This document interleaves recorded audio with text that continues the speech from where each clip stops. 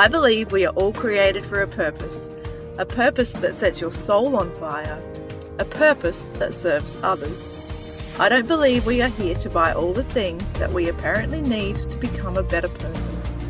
I believe you can live your best life without the weight of stuff weighing you down.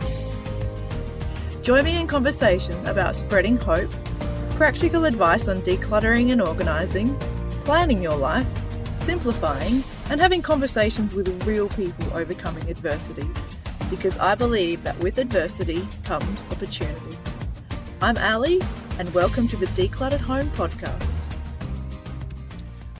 Good morning and welcome to the Decluttered Home podcast. Today I'm continuing my conversation with Lucia Peters from Follow Your Style. Last week we spoke about the role of a stylist, and we had a bit of a deep dive into fashion versus style. And today we're going to be talking about capsule wardrobes and what we get from clothes apart from warmth and coverage. And we also have some listener questions as well. I hope you enjoy today's episode. Now, I also wanted to talk about capsule wardrobes. I kind of looked into it a few years ago, but everything I looked at was it just wasn't me. A lot of the rules that they follow weren't remotely me in my situation whatsoever. What are your thoughts on capsule wardrobes? I feel capsule wardrobes are quite rigid. Uh-huh. You select your wardrobe and then it's quite corporate. I feel it's quite corporate. Like there's no frivolity or there's no lightness to the wardrobe. Depending on the style, I guess, there's still only a certain amount of combinations that you can put together, and there's no extras that you can put with it because there is no extras. You've got to go out and buy more if you want, any of that on trend or whatever. For me, I'm not a fan of capsule. I find it a little bit maybe masculine. There's no adventure. There's no instantaneous, what's that fun. word? I don't see any fun in there. You might feel like you want a black day, so you just wear all black. And in a capsule wardrobe, you may not have a black piece. You may not have a piece that covers that. They might not have that in the color. I don't know, but I just don't see it as creative.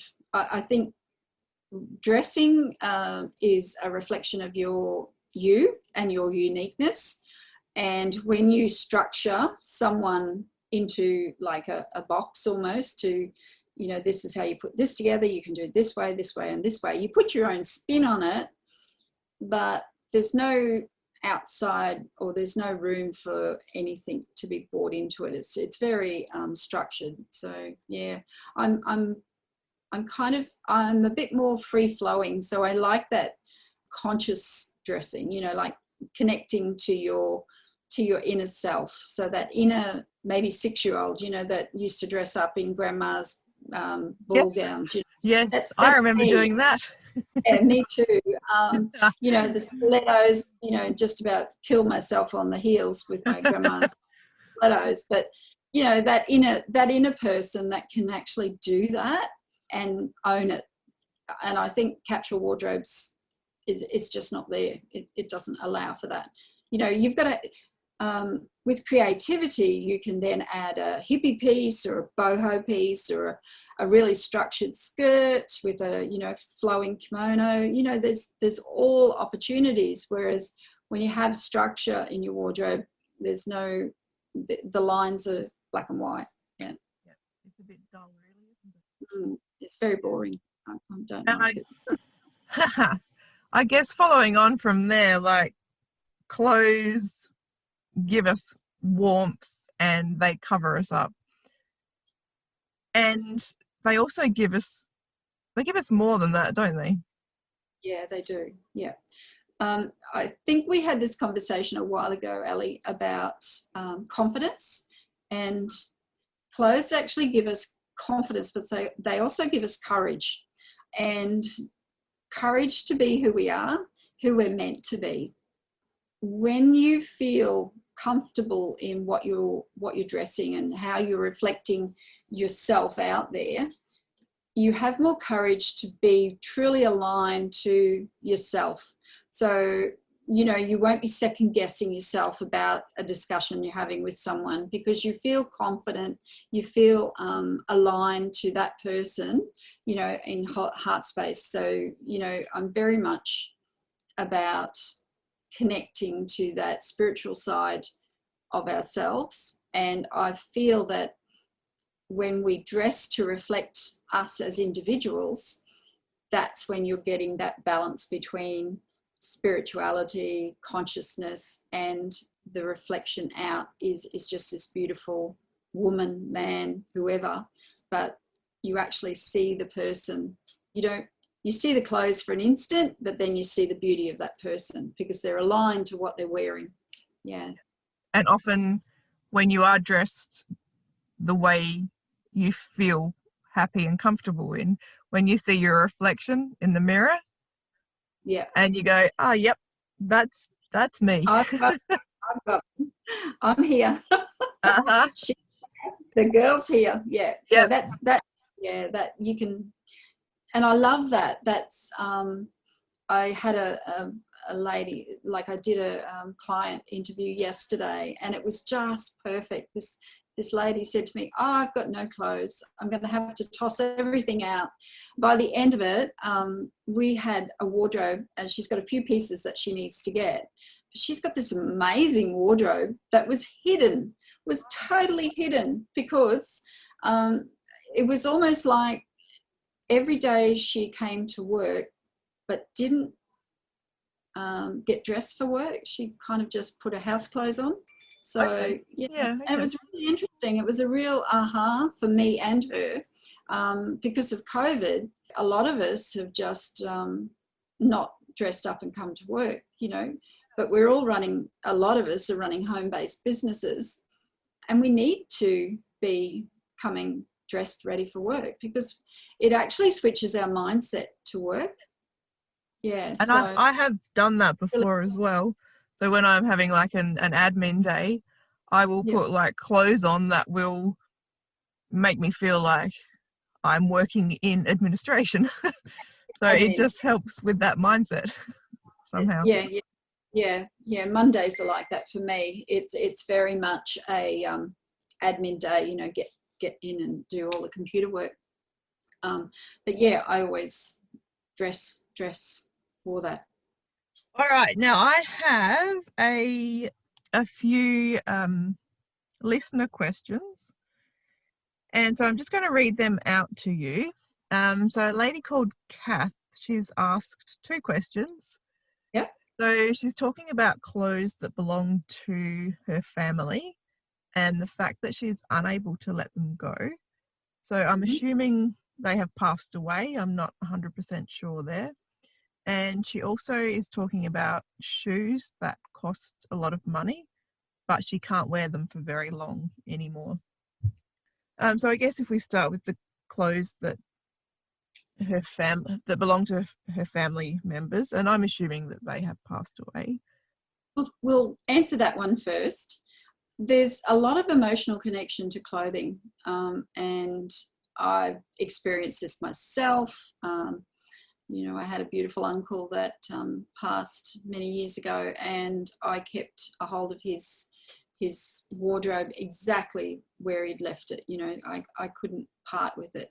But then over time, I slowly just, you know, did the cull, and I think I've only got his backpack now, something like that. You know, I don't have any. I've got my memories. But for those that are still in that transition, I always say to them, just put them at the back of your wardrobe. Leave them there. If you can't let go of them, look, don't let go of them. Your emotion, you know, your emotions are connected to your thoughts. So if you throw it away, then you will always be thinking, I should have kept that. You know, why did I get rid of it? You know, like you'd be questioning yourself.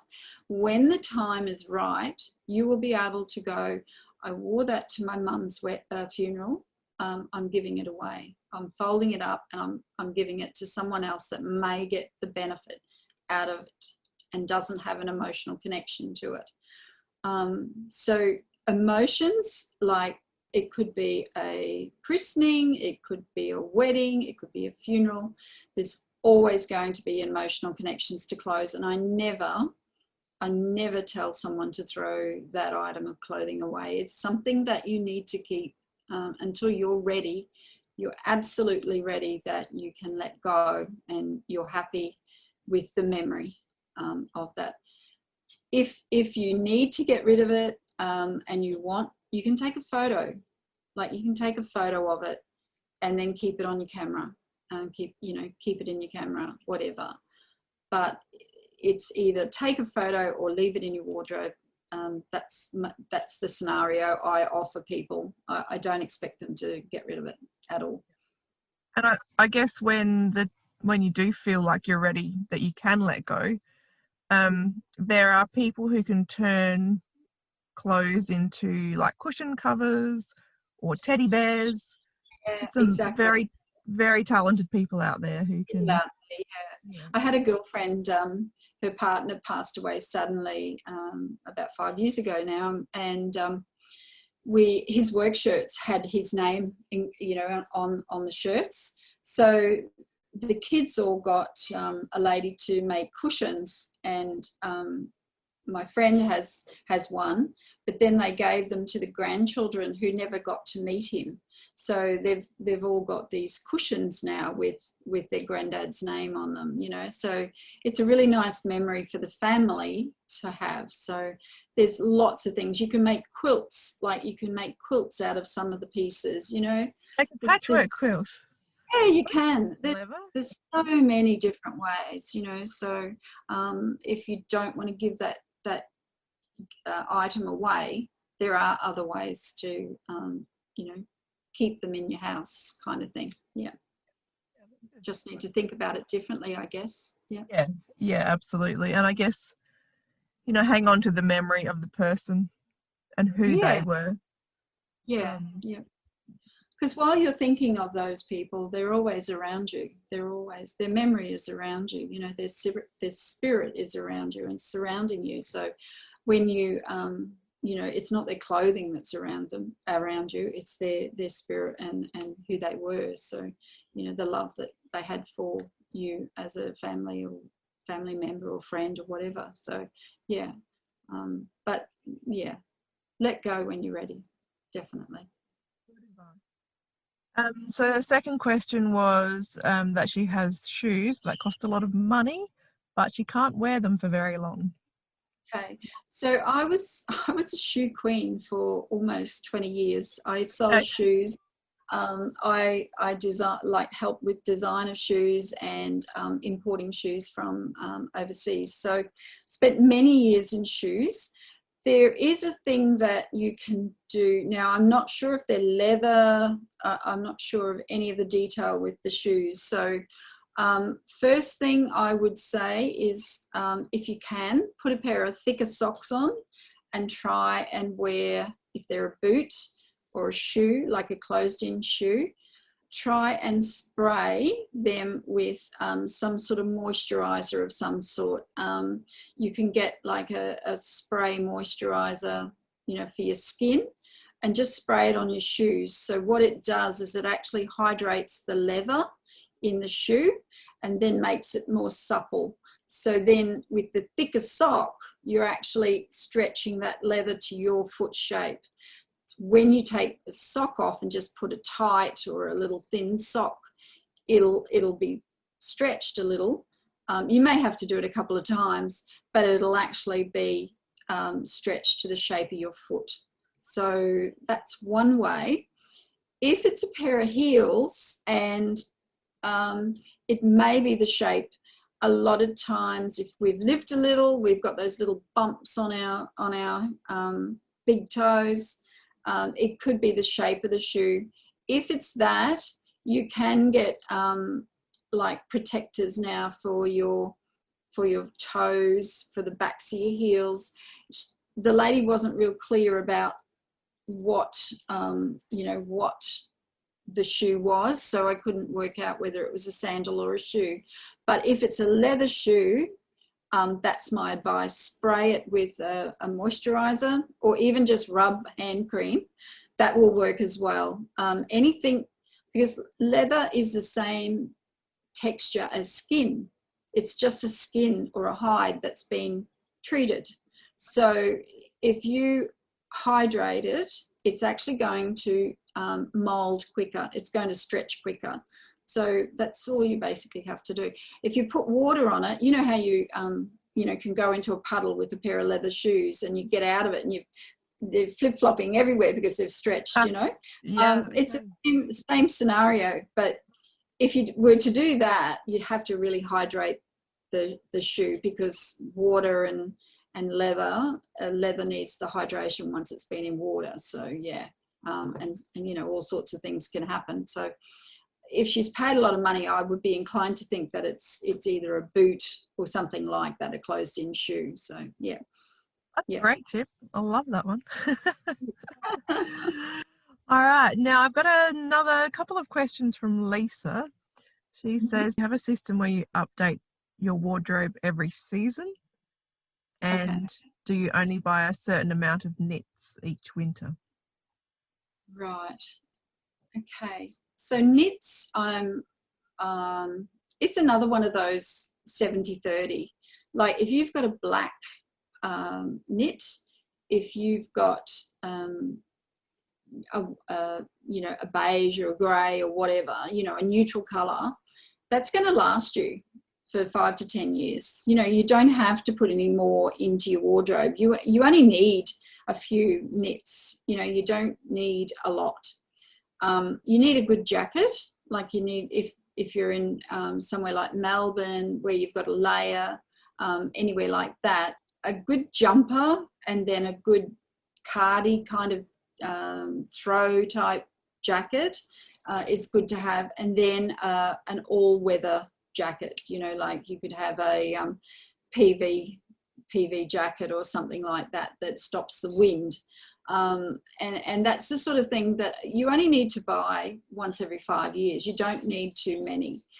It's the same solution with the 70-30 with winter knits as well. Keep your basics and then incorporate some of those fashion pieces. So maybe buy one fashion piece, but I wouldn't be buying many more than that, because we only have winter for a short time, and then you're packing all of that winter clothes away. Like I know a lady that runs a boutique in New South Wales, and we've done the 70-30 for her boutique.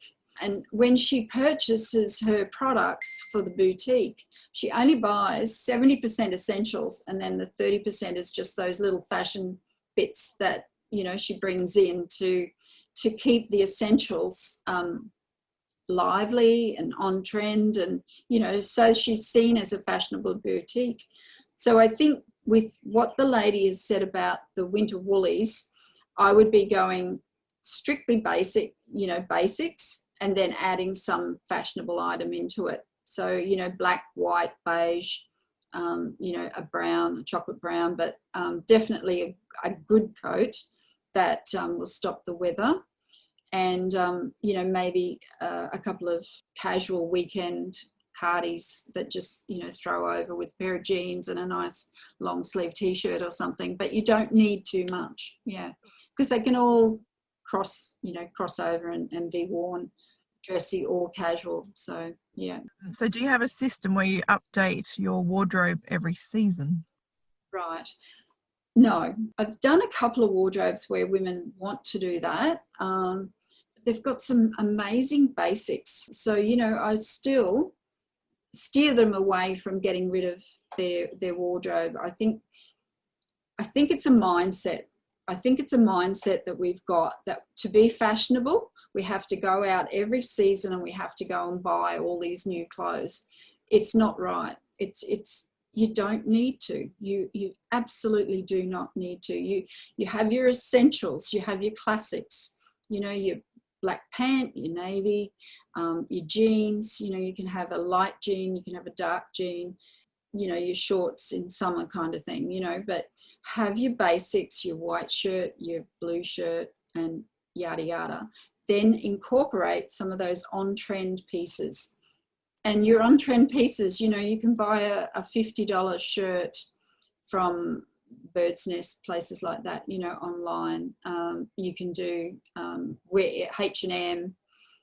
H&M's a bit more ethical, I believe. They've got I think it's like a recycle, so you can take your unused clothes back to H&M, and I know that they have got like a warehouse full of all of their old bulk rolls of fabric, and they repurpose. So every season they're repurposing their fabrics either into accessories or that type of, into shoes, you know, all sorts of things. They use their fabrics. So whatever people are bringing back, they will use for hair scrunchies, for all sorts of things. So yeah. Great to know. That's really good. Hmm. And just quickly going back to knits, I have a problem with some of the knitwear that I've bought that's gone bally very quickly. Is there a way that I can stop that from happening? Mm-hmm. Or is it just the quality of the knit? The quality. Yeah, I think it's the quality. A lot of the knit has got the nylon, you know, it's a blend, a lot of the knit. You look at anything that's got the merino wool in it and it doesn't do it. You know, I've got a merino wool, it's a blend, but it's a skivvy, and it's super fine, but it's super warm. So it's another one of those, pay for it in the beginning and then you'll have it for a lot longer. So Don't find the wool itchy on your skin? No, it's beautiful. Yeah, no.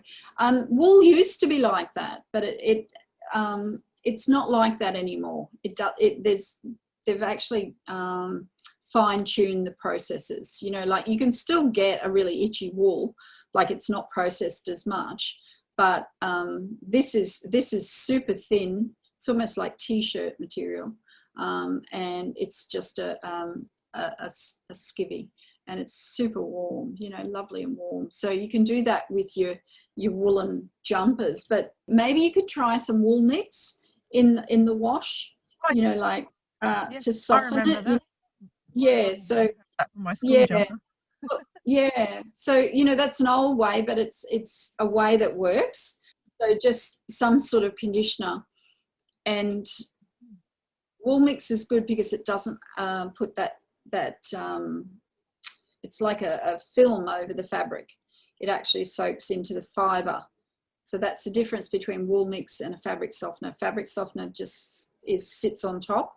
So a wool mix goes into the fibre and then helps the fibre. So it could even be that the pilling has happened because the fibre's just got a little bit, what's the word? I'm trying to describe the word. Yeah, when the fibre is matted, so the fibre gets matted and then it's not sitting smoothly. So if you do the wool mix, it might actually help it to you know, stretch out, because it'll hydrate it again. So yeah, so that's what the wool mix does. It hydrates the fibre. Yeah, very technical. Yeah. I had no idea. Wonderful. So I had one more question. Now this one actually came from a male, and we had this similar conversation not long ago. So he said, what colour do you naturally move to after wearing grey and black for the last 6 months? And I know we talked about this only a week or so ago. So Lucia, just so you know, Lucia is a special needs mum as well. And I said to her, look, I just noticed, you know, half a dozen special needs mums, and 5 out of 6 of us are wearing black or grey. And I've just paid attention to what everyone's been wearing as I've picked my kids up from school, and we're all consistently in blacks or greys. Yeah. It's interesting, isn't it? I've just this morning seen a lady that is a coach, and she went to meet with a friend, and they both had grey jumpers and black tights on, and I went, oh my god, oh my god, like that just screams. It actually screams Minions to me. That's what it screams. It's such a terrible word, but it just screams that to me, because I can't see the person. I can't see the individual. I'm actually just seeing a uniform, and the grey and the black is just not being creative, not being aligned to yourself. So bringing some of your passion, some of your your energy to your dressing is the way that you can make that grey or that black sing. You can simply add a little bit of energy. And by energy, I mean in your wardrobe, grab something that's bright, that so for the gentleman, I would be saying adds a pop of white, or if he's a bigger gentleman, maybe a lovely blue or a lovely aubergine, like the beautiful maroon colors, that just color will always make us feel energized. It just adds that energy to our source, to our being. It lights our eyes. Grey does nothing for our eyes. Grey is just like, you have a look at a grey day outside. How does it make you feel? It does nothing for your energy. It's like, oh well, it's good book weather, let's go and have a lie down. So when you're saying grey and black, absolutely put some color into your wardrobe. For the male, in your shirts. Now I'm not sort of kind of thinking whether he's corporate or whether he's I guess ties would add colour, wouldn't they? if he's a tie corporate guy, yes, absolutely. Ties Yeah. or scarves for men? Depending on where they are, if they're in Melbourne and it's blustery, yeah, absolutely add some colour. A bow tie, even something just a little bit more adventurous. You could even, your belt, you could add a little bit of leopard print in your belt, or whatever, just something that's a bit out there a little. And you can see that if you go to the David Jones, David Jones, Maya, those sorts of places, there's some really great menswear, Gazman, Gant, some of those brands. They've got some really funky accessories for men. So to add to that grey or that black, because a great tie will always add a bit of pop, add a bit of imagination to that grey or black. Yeah. So yeah. And even like if you're not wearing a coat, a suit, or if you are wearing a suit coat, in the suit coat you've got a little pocket. You can always put a little fabrication of some sort of bright color, so yeah, instead of just being a plain jacket, you could put a bit of color there. So yeah. And if you had a matching tie, that would make it pop even more. Yeah, that's right. So yeah, just be adventurous. A red belt, who's to say men can't wear a red belt? There's true. there's no right or wrong. And there's so many, like we've got Tommy Hilfiger, we've got all of these brands now in all of our department stores, for something that's just a little bit unique and totally you. I went past Ralph Lauren, and they've got some amazing colours for men and women at the moment, beautiful colours. So I don't know what their that site, I'm not sure where it sits there, but just saying that there's some amazing colours. That's that gorgeous emerald green to put with a grey pant, something like that. Or even for men in pink. My husband loves wearing pink because he says to me it always makes him feel really, really good. And he's a burly old butcher, so he's a big burly. Wow. But he said he loves it. He just feels really good. He's got a bit too fat now and can't wear it. But anyway, that's another story. He's retired, so he's been able to retire. So he's he's just he's slowed down a little bit, and Okay. so I've got to get him a bigger size, because it's not about the size, it's about the colour that makes him feel good. So yeah. So I hope that helps, Mr. Grey Black, that colour. Yeah. Wonderful. Well, thank you so much for talking with me today. Do you have anything you'd like to add before we go? Well, I'd love to offer a 30-minute consultation to anyone, that listens to this and would like to maybe chat a little bit more to me about their style, or some guidance with their style. I love doing wardrobes, as you know. Wardrobes are my thing. So stop spending money on new clothes and have a look in your wardrobe and see what you can actually utilise right now. You'd be surprised. The client I did yesterday ended up with about 6 more items in her wardrobe that she never knew she could wear. So, it was just like shopping in your own wardrobe. So it was fabulous. Wow, that's brilliant. Yeah, men or women, happy to do it, and I do it virtually, Ali, as well. So, we just have a Zoom chat online, and a complimentary 30-minute one is available there. So just pop your name wherever, and we'll get in touch with you. I will put a link to your Facebook page in the show notes so people can direct message you from there. That sounds good. Yeah. Otherwise, I can share the link to book if you like. Oh, yeah, that would be great too. Yep, that would work. Well, thank you so much. That was great. Thanks for having me. I look forward to catching your podcast next time and seeing who you talk to. Thank you for listening to the Decluttered Home podcast.